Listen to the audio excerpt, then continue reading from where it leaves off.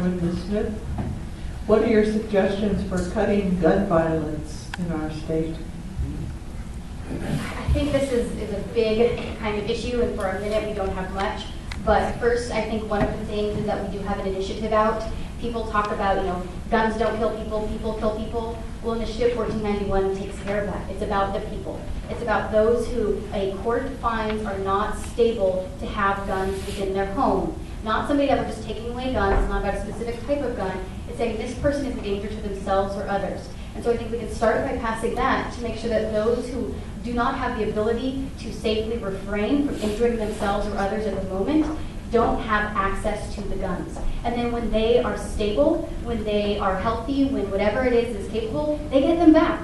Because it's not about just taking away guns from people. It's about making sure that people who have them are the safe people. I've grown up shooting guns. I've grown up shooting rifles. I have many friends and family who are hunters. Hunting is a skill. Hunting is an art. I'm not about to say that we're going to be taking away their guns. That's a whole different thing. This is about the people and the people who should not have them to take away from them.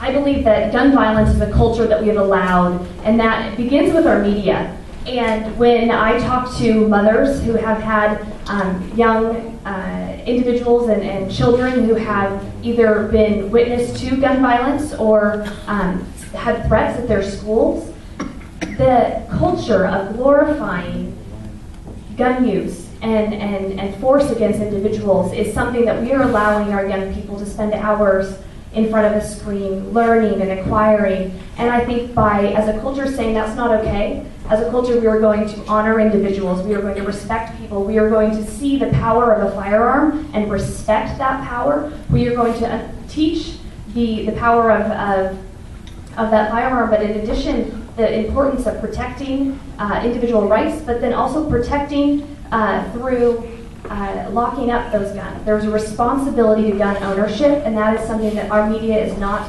teaching our young people.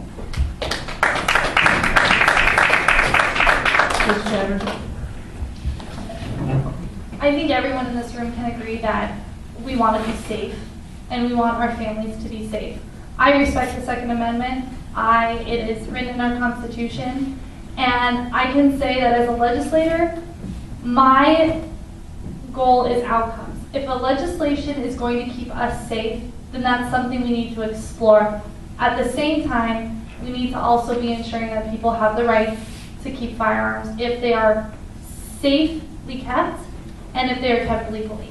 So I think that it's a conversation because it's a really sad state that we live in. Not sad state in terms of Washington state, but a sad state where we do have schools that are being shot up. We have instances where there are a lot of people who do not feel safe to get on a train, to go to a park, to go to a mall. So we need to look at gun safety, and we need to look at responsible gun safety legislation that, again, respects the Second Amendment.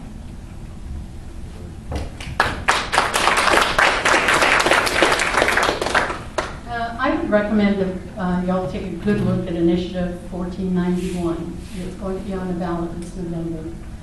And Initiative 1491 concerns court-issued extreme risk protection orders, which would temporarily prevent access to firearms for people who are in crisis. A lot of times, when we hear about the tragedies that happen throughout the country or throughout the state, people will say, if I could just have stopped them at a certain point, I knew there was a problem. So the court system provides the protections and the due process, but on the other hand, it may protect and help those who would be having a crisis. And usually it's used for those who are dealing with mental health issues, but the reality is, only 3 to 5% of those gun violent acts are done by people who are having mental crisis. Most of it is just wrong attitudes and things that, as the representative said, that young people are growing up with in video games and television shows and movies where they're not being protected.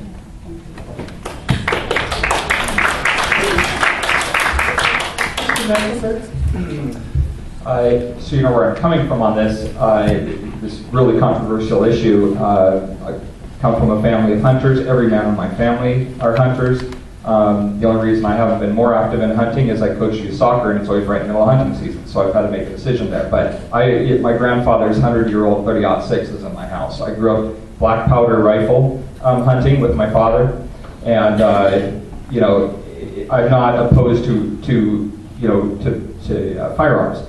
What I'm opposed to are some of these laws that allow, for instance, someone who's on the terrorist watch list to go and buy an AR-15, some assault, military assault rifle. I mean, why do we even have those? Like I said, I mean, I understand black powder rifle hunting, which is what, when the Constitution was written, what we had. So, you know, it just boggles my mind that so many people are so opposed to anything that would bring in some common sense gun safety, like I-1491, or quick fact, majority of murders committed with a firearm are by handguns. About 90% of those, though, are committed by someone other than the registered owner. So responsibility needs to be addressed significantly, and we're in the state.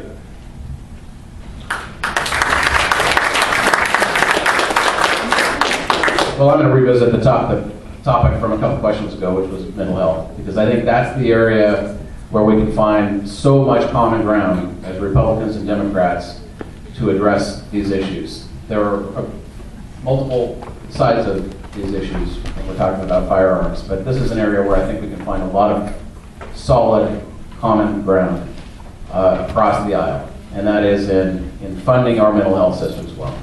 And I think when we hear about these mass shootings, so often there is a mental health crisis involved that could have been addressed, and we need to make that investment.